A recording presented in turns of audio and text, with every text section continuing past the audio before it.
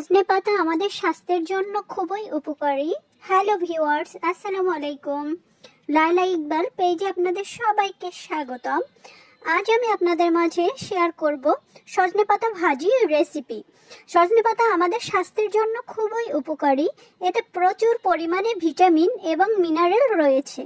এই ভিডিওতে আমি দেখিয়েছি কিভাবে খুব সহজে এবং অল্প সময়ে মজাদার ও স্বাস্থ্যকর সজনে পাতা ভাজি তৈরি করা যায়।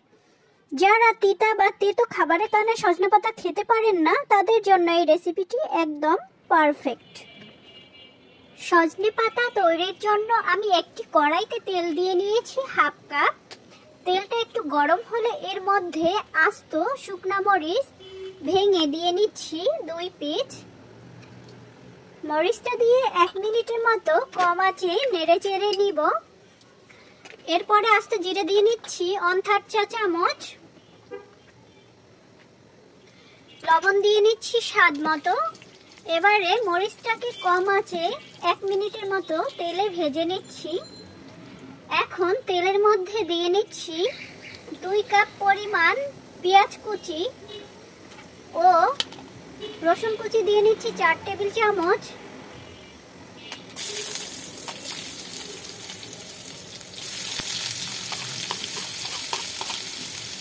কাঁচামরিচ খালি দিয়ে নিচ্ছি 8-10 পিস।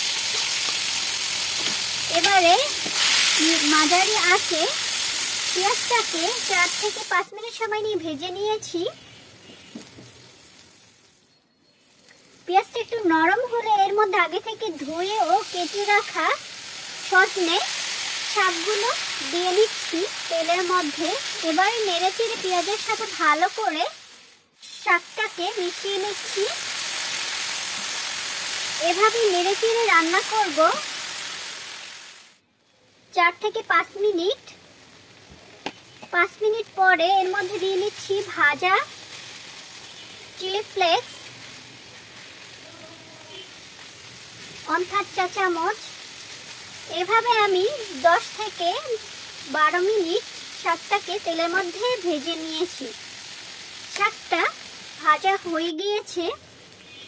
এবারে গরম গরম পরিবেশনের পালা। এই শাকটি খেতে অত্যন্ত সুস্বাদু।